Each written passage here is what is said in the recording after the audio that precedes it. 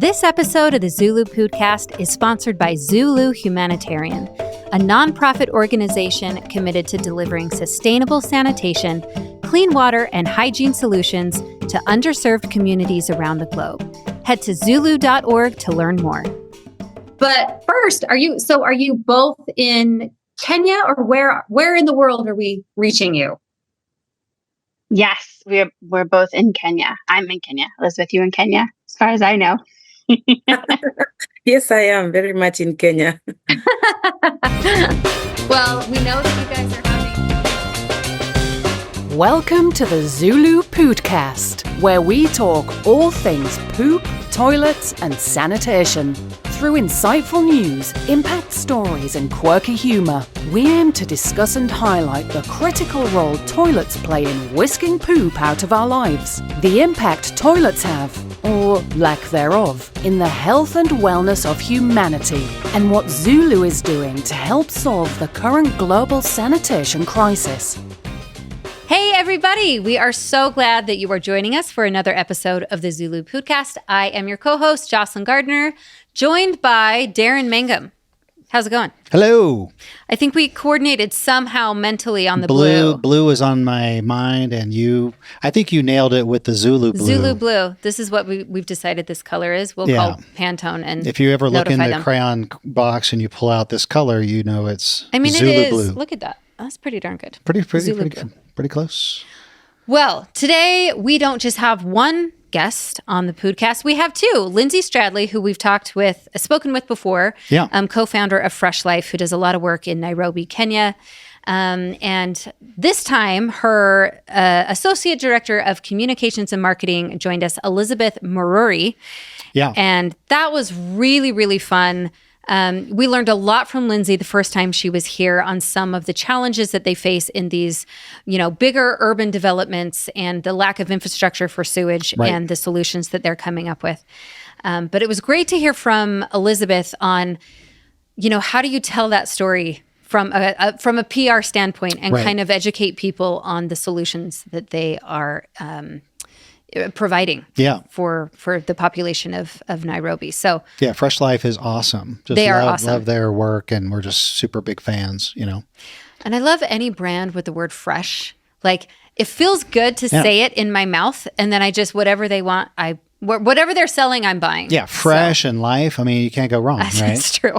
I mean, ZuLoo's, ZuLoo's the best, but Fresh Life, next to ZuLoo. It's pretty close. We love anything fresh. Yeah.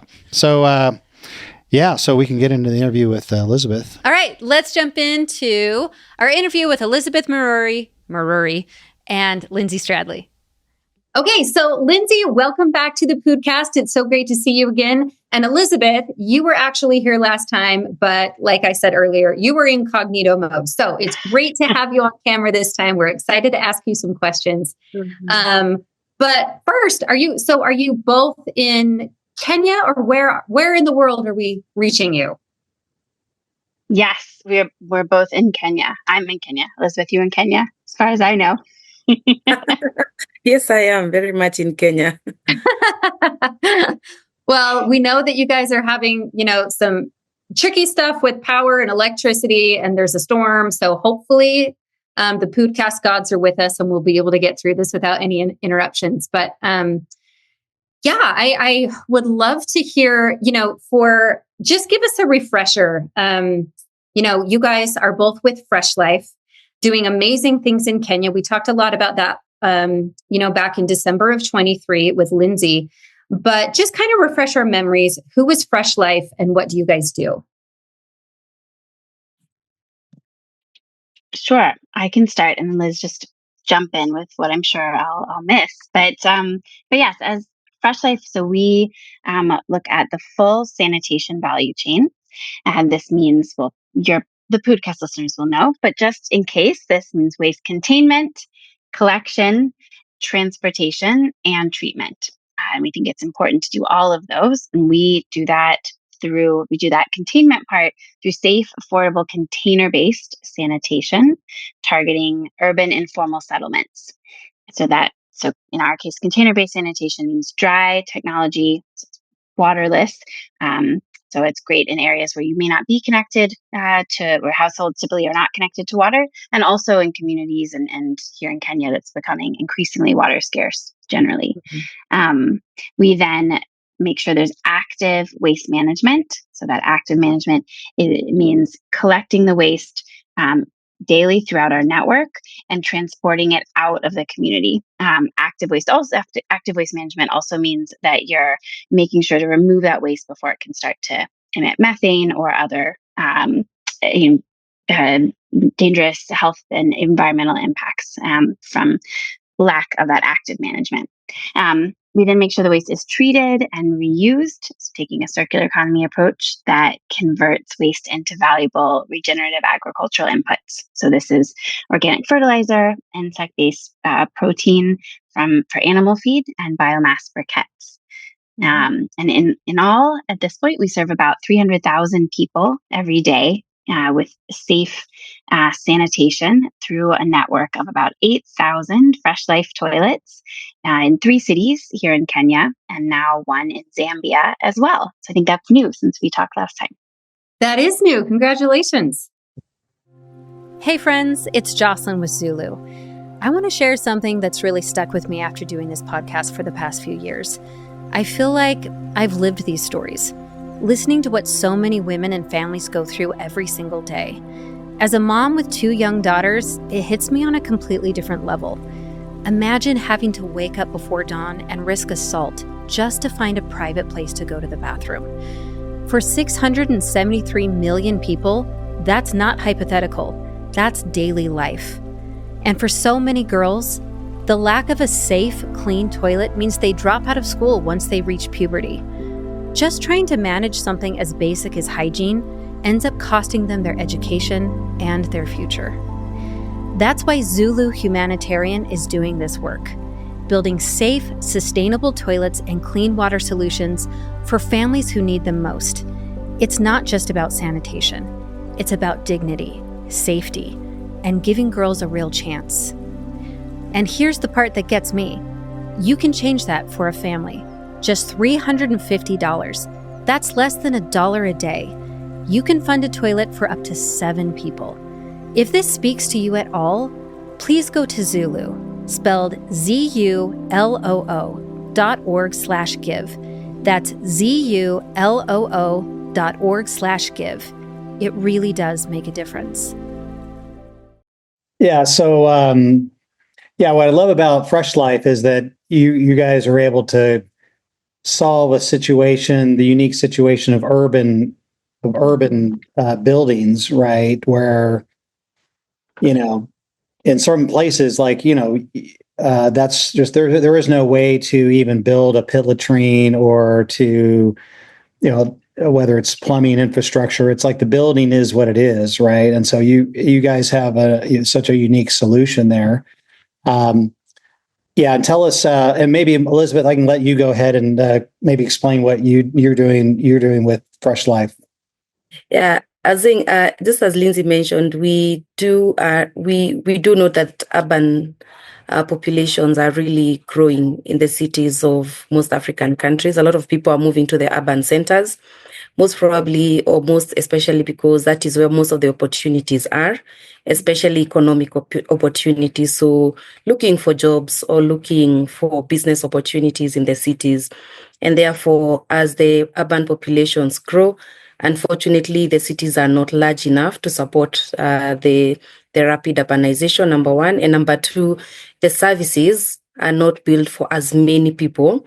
Actually, they're not actually enough for the number of people the cities are supposed to be having. So an increase in the number of people then strains access to essential services, and sanitation is that service, one of those essential services that the urban population lacks. And therefore, that's where Fresh Life comes in, just ensuring that we are complementing the government because we do not have enough coverage within the cities and in the country specifically or generally. And therefore, just ensuring that we are standing in that gap, trying to complement what the government is not able to offer at that point in time. And most importantly, also trying to work with the government to ensure that as much as people do not have access to sewer systems or sewer coverage, that they still have access to basic sanitation. And in this case, safe and affordable container-based sanitation, safely managed, a good toilet, something that gives a person dignity. You're proud to walk into a toilet, as much as it is not a sewer toilet, but you do not feel that disparity in terms of accessing a toilet. So that's what we do. We complement that service. We bring it to the people. We help them feel that they're part of, they're living their life with enough dignity and accessing sanitation solutions. Elizabeth, I'm curious, you are the communications and marketing director for Fresh Life. Are you, are you implementing campaigns to get the word out in Nairobi? How do people find you, and what have been some of the more successful campaigns? Sure, yes, we are. Interestingly, when I joined Fresh Life, I honestly did not know what the toilets or what container-based sanitation was. It's funny, I've lived in Kenya all my life. I do know about pit latrines, but I wasn't very sure about what container-based sanitation was. And therefore, even as I learned it, I tried to unpack it to my family as the first target audience, who were also pretty confused. And I had to give them pictures and this is what we mean by containers and everything else. And so imagine the same, you don't have the benefit of time to explain this to the whole country or to your audience or to the people across the country. So for me, it was a matter of starting it in the most layman term possible, unpacking what is sanitation in the first place. What is the difference between the toilet in my house and the toilet that I see in a different area? What is a sewer system? What does a sewer system do? So I actually took time to listen to Lindsay's TED Talk. She talks about systems, connectivity, takes one to the other, and it kind of just brought it home. So just starting to unpack why it's important, number one. And number two, most importantly, is a lot of people asking, why are you doing it? Isn't it the government's job to do it? Is this patchwork? And is it sustainable? Or why don't we just build sewer systems as opposed to having this kind of a platform? So again, unpacking and explaining to the audience, especially the local audience, that it is not as easy to build sewer systems. It's not a 1, 2, 3 thing. You look at the government, you look at the budgeting, the allocation to sewer systems, the coverage, putting up the infrastructure, and therefore people are able to see the bigger picture that, well, we might not be able to get the sewer coverage by 2030 or in the next 2 years, but every day a person needs to access a toilet, not only once, but several times in a day, and therefore, do we tell them to wait for another 10 years? It's already been many years, and therefore, what can we do even as they continue to wait, to help them ensure that they're also, getting that kind of dignity and access to sanitation? And if I just jump in there, Jocelyn, because I think what's interesting in what Elizabeth's saying, and sort of to your question on campaigns, and we do kind of community level marketing, sort of demand creation. But I think actually a bigger part of our kind of communications, or the stakeholders we need to bring with us, is actually the government. In our users know why sanitation is important. They know that they need it, and so it's more of making sure they know of this option. But that in some ways the more difficult, certainly, and long term critical communications campaigns are around how do we change government policies, budgets, collaboratively, with our government partners. How do we equip them to kind of advocate for the communities that we serve as well?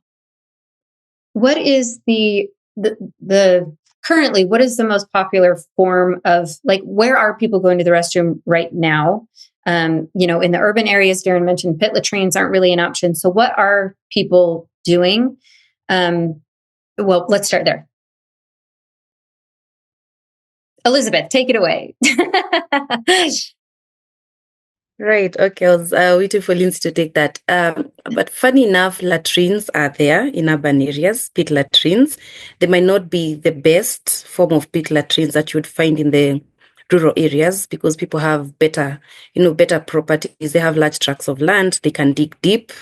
But in urban areas, you find that the water table is higher. It's an urban setting. It's a small piece of land which is leased or not even theirs. And therefore, you will find some pit latrines that are poorly lined, very poor structures as well. But unfortunately, they are very common and they are still used in the urban areas. You'll also find some sewer toilets as well. They are there. A lot of them are the public toilets that people will use. You pay so that you're able to use what we call pay-per-use toilets. And you also have what we call flush toilets, but they're not really flush toilets. They push the waste or divert the waste into the environment or into the waterways. So you flush and you walk into the next part, then you meet with your waste as you move along. So there are all types of sanitation options. Of course, we cannot forget the buckets that exist, the open defecation, and also sanitation options like container-based sanitation, like Fresh Life, which is especially in the informal settlement, is a very, very popular form of sanitation, and the uptake has been great. So those are the different sanitation options that you'll find there. And so it sounds like, kind of the first order of business in getting the word out is education at the local level, and then also educating the government and like helping them get on board with what you guys are doing. How has your message been received? Do you feel like you're moving on to, you've kind of got the education down and now you're moving on to the next steps, or, kind of where are you in the process? And maybe it would be helpful, to let people know, like, how big is the population of Nairobi? I know that's not the only place you're where Fresh Life is available, but what size of city are we talking about?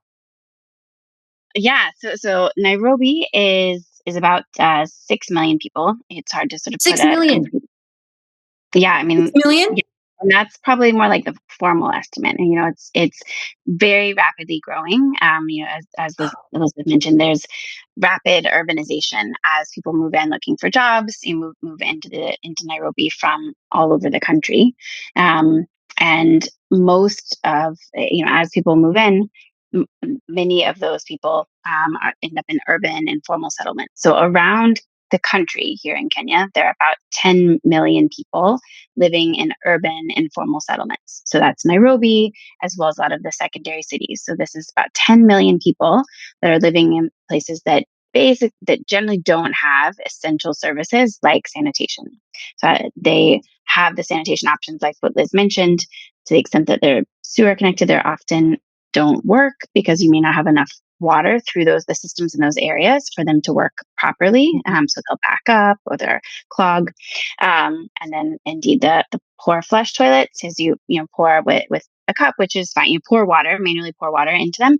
And then that pours the waste back, just out into your own community. So this is in Nairobi, as well as the other cities where we work in Kenya, like Kisumu and Eldoret, and many cities beyond. So that's the size of the current problem, maybe called opportunity, for bringing improved sanitation, and taking a fully kind of safely managed approach, including that waste treatment as well. So I guess to your first part of your question, then Jocelyn, like how the message has been received. So at the community level, really well. I think that it's really mostly of supply and demand. We have latent demand. Like people want this. It's a matter of like, how do we get it out there faster? And that's where the government partners come in. And I'd say again, like overall well received. We have good partnerships with the utilities in each of the cities where we work.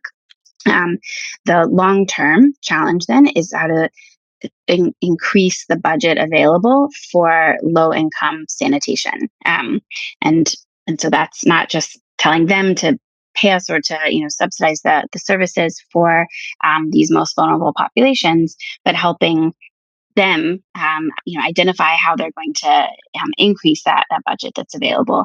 And without that, that's where you have both the sanitation service gap. So these millions of people without good sanitation, but also even more millions throughout the country, urban, rural, that are without whose waste is not being treated. And so that's in about almost 90% of the waste throughout Kenya that's being untreated after after the sanitation service. Mm-hmm. Is Zambia a similar situation? Like as far as the urban setting, is it an urban? I don't know what is the capital of Zambia? Yeah, where we're in Lusaka, yes, which is the capital. So we're working in Lusaka province. And how big is that? How big is that city? It's smaller than Nairobi. So it's interesting in Zambia, the utility works at the whole province. So it's several cities. So a little bit more like working in a state in the US. So it's like one utility that serves across that. And there's several large urban areas. So again, you're looking at probably a couple million people throughout Lusaka province that are in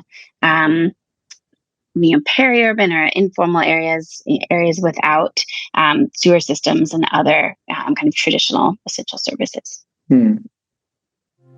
Hey friends, it's Jocelyn with ZuLoo. I want to share something that's really stuck with me after doing this podcast for the past few years. I feel like I've lived these stories, listening to what so many women and families go through every single day. As a mom with 2 young daughters, it hits me on a completely different level. Imagine having to wake up before dawn and risk assault just to find a private place to go to the bathroom. For 673 million people, that's not hypothetical. That's daily life. And for so many girls, the lack of a safe, clean toilet means they drop out of school once they reach puberty. Just trying to manage something as basic as hygiene ends up costing them their education and their future. That's why ZuLoo Humanitarian is doing this work, building safe, sustainable toilets and clean water solutions for families who need them most. It's not just about sanitation. It's about dignity, safety, and giving girls a real chance. And here's the part that gets me. You can change that for a family. Just $350. That's less than $1 a day. You can fund a toilet for up to 7 people. If this speaks to you at all, please go to ZuLoo, spelled ZuLoo.org/give. That's ZuLoo.org/give. It really does make a difference. You guys mentioned, and you've Fresh Life focuses a lot on dignity. And I'd love to hear, maybe Elizabeth, from you, how dignity shows up in your messaging when talking to the community.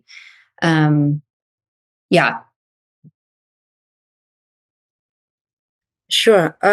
Yes, it is dignity. We do say water is life, sanitation is dignity, SDG 6. And the dignity is in many forms. One, you look at a person and when they want to access a toilet, for example, and this comes out very strongly, especially when you're doing community events or community engagement.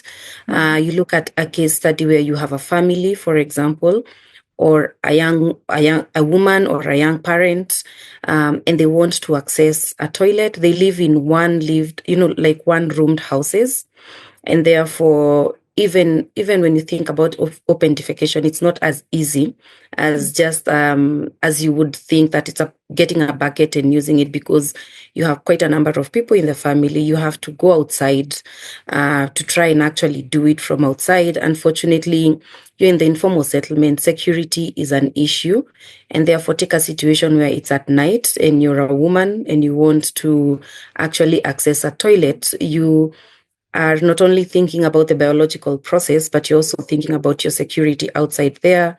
You're exposed to violence, insecurity, and the same applies. There's a lot of stress and anxiety when you think about the same for your children, maybe the young ones, or even your girls, for example, especially if you have girls or teenagers. So that is where it starts. Number one, just access to a toilet as a basic need, and what that means in terms of dignity for an individual. So number one, so the message that we push out there is, what if we had a solution that made access actually easier? and it was also affordable. Because the other thing is, even if it's, let's say it's during the night, it's pay-per-use toilet, you still have to pay for that toilet. Unfortunately, you have a competition of, am I going to feed my family or am I going to pay for a toilet? And therefore, you don't have to choose between the two. In an ideal world, it would be nice if you could have both for you and your family as well. And therefore, we bring that back to the different families and the different individuals we talk to just tell them that if you have this toilet, while you still do pay for service fee, we showcase the variation in terms of cost and the amount of savings you do as an individual or as a family, paying for accessing the toilet several times. You calculate that over a month, it's a huge amount compared to the small, highly subsidized amount that you pay per month to just access Fresh Life Fresh Life services. And the second thing is that the toilet is also private and it's clean. The Fresh Life toilet, it's a nice toilet.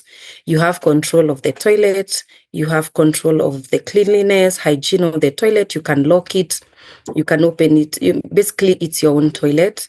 So you cannot also compare that with going to the public toilets where, of course, the hygiene is not up to your standards, number one.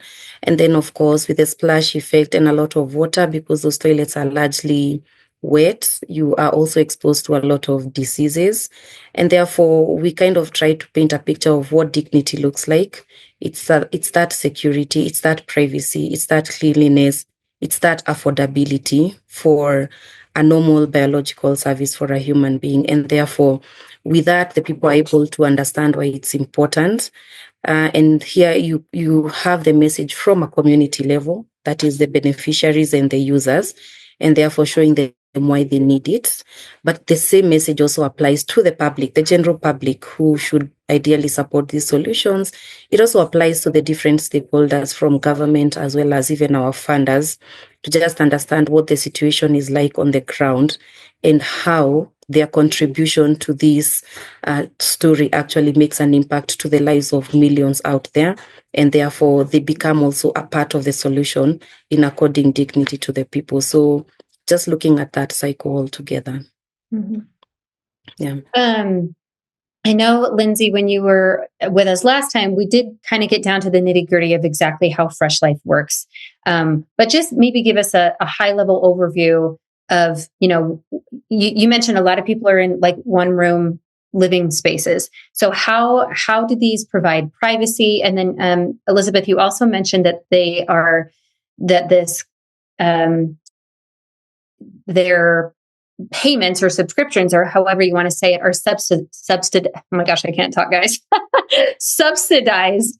Are they subsidized by the government, or how does that work? Just kind of get into a couple details so people can imagine, what is this solution that hits so many points of dignity, safety, cleanliness. It's pretty amazing what you guys have made available to people. Thanks. Yeah. So the Fresh Life toilet itself, our sort of flagship product toilet, is it's blue, like you see behind me, and it's about the size and shape of a porta potty, but it is permanent, or let's call it semi-permanent structure. It's made from concrete. So you're not just going to pick this up. It is made from prefab concrete panels. We've done that so that we can more easily get those panels, get the toilet into the really tight spaces that are in the urban informal settlements. So, what you would call, and what people live there call, like the slums. So they're really, really dense housing. And you can't typically drive, say, a truck right up to where you're going to install that toilet. So we want to have them as already prefab panels that we're able to carry up to, sometimes it's 500 meters. So about 1.5 football fields, all the way with these, with the parts. So instead of needing to transport all the things with and build a toilet each and every one separately, they're kind of prefabricated and able to install pretty quickly into those tight spaces. To your question on how then they're private, how does this work?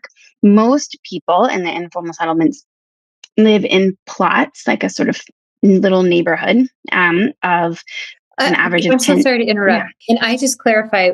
It just clicked for me what you guys mean when you say an informal settlement. Describe exactly what that means. What that looks like. Yeah. So informal settlements, I guess in some ways it's euphemism, but they are quite literally like not formally planned. And so most people would describe them as urban slums. This means typically the housing is usually some combination of kind of a corrugated iron sheets or wood, often scrap wood, sometimes mud.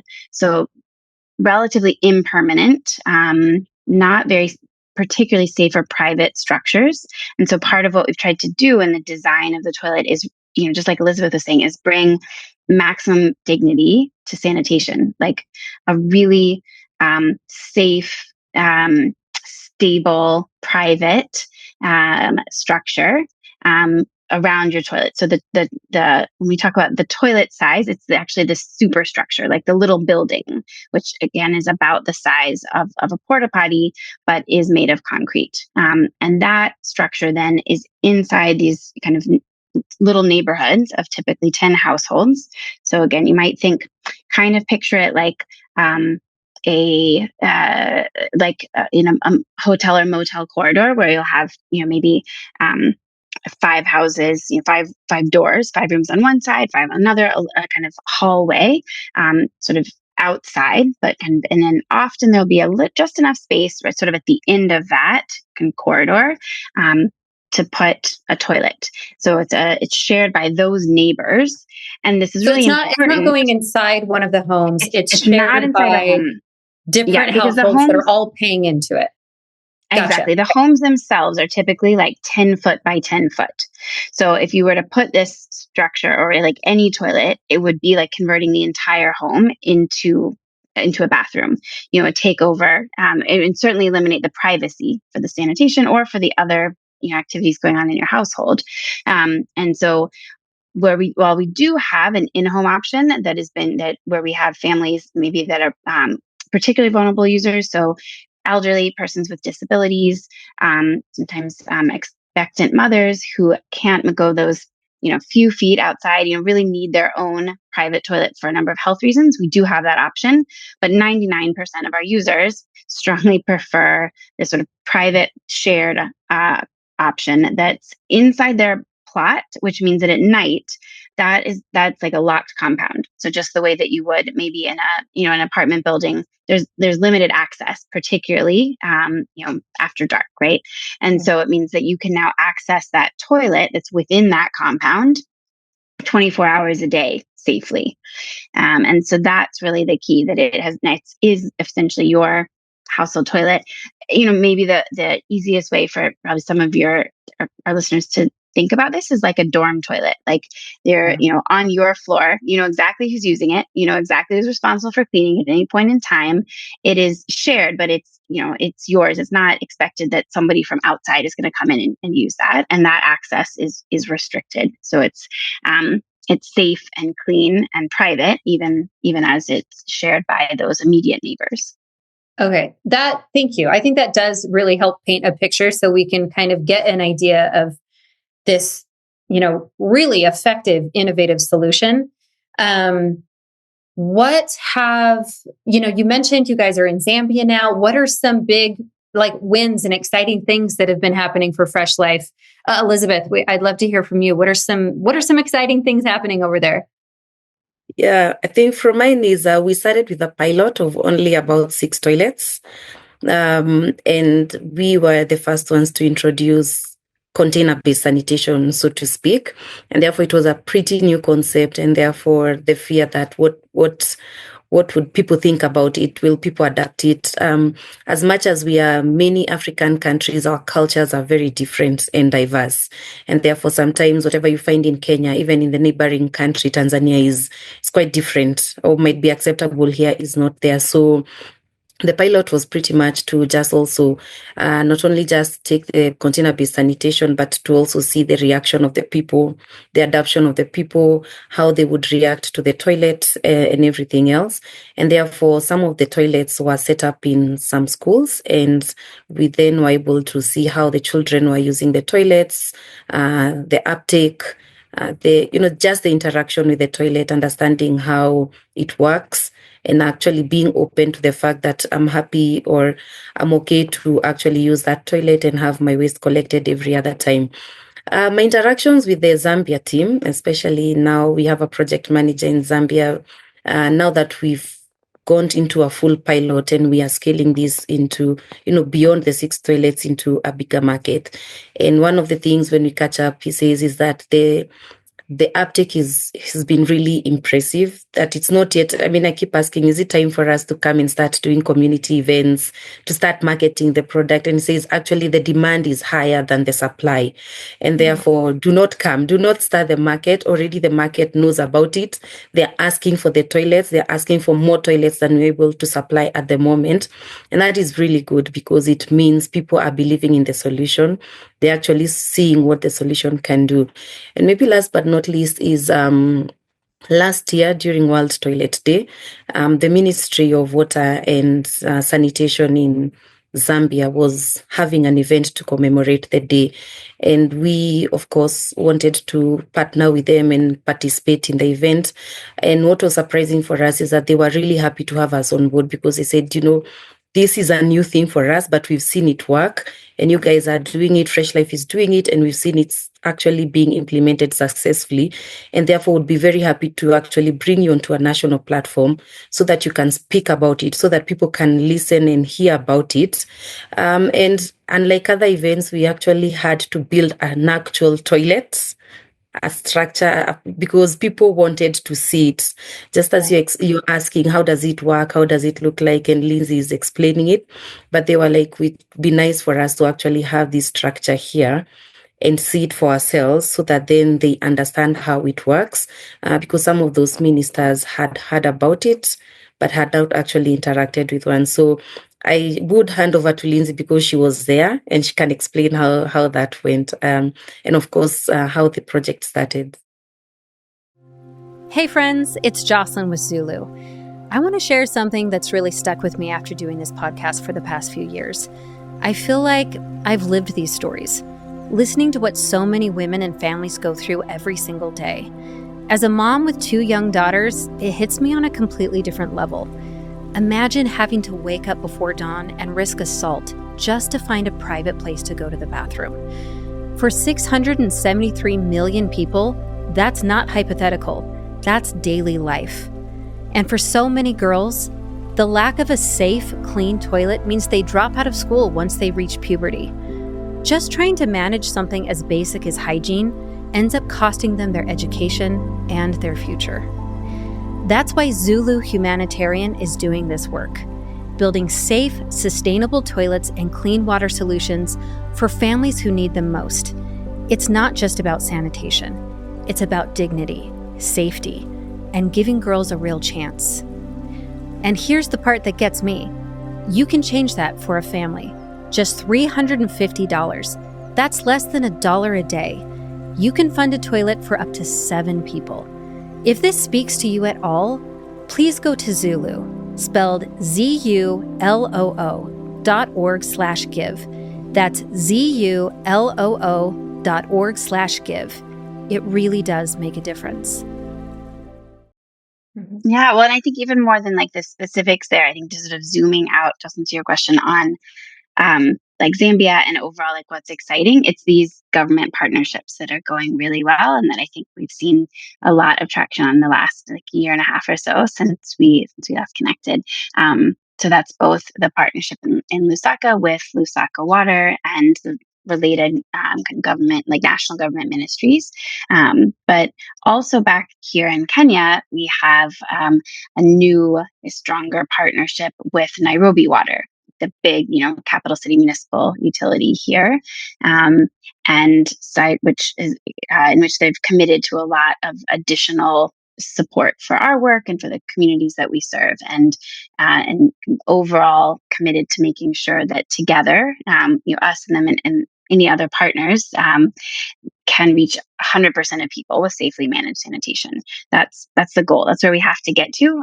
That's not to say we're there tomorrow. It's not an easy goal, but it's really exciting to have that partnership where they're explicitly making that commitment, which is big because the utilities, including our water, have traditionally focused on sewerage and serving those who are already connected to sewers, which is a minority of people here in Kenya. It's only like 16% of the whole country is connected to a sewer. So if you only serve those 16%, there's a lot of people who aren't getting that public service. So that's one of the big things that we've been excited to see is that traction. And it comes from the communities in some way. It comes from the fact that there is that demand and there's that high acceptance and enthusiasm, even for Fresh Life Services, that then has shown to government that they can change policies and they can change budgets, because this is not only kind of technically a good solution, but is actually something that people want and will use and really appreciate, which of course, when you're a government official or a politician, that's what you need to know. Well, you guys mentioned the demand is higher than the supply. What do you guys need to keep up with it? I mean, I can only imagine the demand is going to go up and up and up. So what do you, people listening, if there's a way that they can help, tell us what it is. Well, the simplest, most direct way is that they can donate to Fresh Life Services. I mean, to your earlier question, Jocelyn, which didn't answer. So it's subsidized. So we charge a monthly service fee for like that whole plot. So all the neighbors would pool together and essentially into this one pretty small fee. It's about $7 per month per toilet. And so we subsidize that to a price point that's very affordable for even, these most vulnerable communities we serve. And long term, that subsidy, that partnership has to do with the government. As we grow and strengthen those partnerships, that's where the support from our broader community of philanthropic partners, donor partners, and friends of Fresh Life are really critical to making sure that we can prove that out and increase the number of people with great sanitation. Thank you for the update. That's so exciting about Zambia. And let us know how it goes. Definitely. Yeah, we'll keep you posted. And once we have the big, exciting, we're reaching another 300,000 people down in Zambia, we'll let you know, and certainly need to share that with all your listeners. And yeah, Elizabeth, Lindsay, real we're quick. so glad you could join us on this episode. Well, I just want to say, I know after reviewing our last episode, you had big dreams to make a big impact in the world in college. You even got arrested. You guys remember that story? and you're doing it. You and Elizabeth are making massive, significant, impactful change in the world. And it's a pleasure to speak with you both. Thank you for taking the time. I hope that storm doesn't knock out your power. And yes, please keep us updated. And, people listening, if you want to help reach that demand in Zambia and Kenya, check out Fresh Life. Thank you so much, you guys. All right. So great to chat with Lindsay again. Really, really nice to get to know Elizabeth and hear more about how they are educating people, telling this story, and spreading the message. Yeah, we missed her last time, but I'm glad she was able to join us. And I think she's in Nairobi, and able to tell us what's happening on the ground. And we're just super big fans of Fresh Life, what they're doing. And we're excited to work with them in the future. Yeah, one of the many amazing people that we get to talk to all over the world who are making huge strides in global sanitation, this crisis. And it's really, really fun to hear about their passion and these solutions. We have the most fun job ever. Yeah, we do. So thank you for joining us. We didn't even get our hands dirty, and those guys are on the front line, making it happen. They're on the front lines, and we're just reporting it. That's right. So, all right, you guys, we'll see you next time. Thank you for listening to the ZuLoo Poodcast. Follow us on social media at our links in the show notes below. To learn more, visit our website, zuloo.org. If you liked the podcast, be sure to subscribe, like, and comment. For even more ZuLoo fun, send us an email with your toilet stories to podcast@zuloo.com for a chance to be featured on the podcast. This episode of the ZuLoo Poodcast has been sponsored by ZuLoo Humanitarian, advancing dignity, health, and opportunity through sanitation. Learn more at zuloo.org.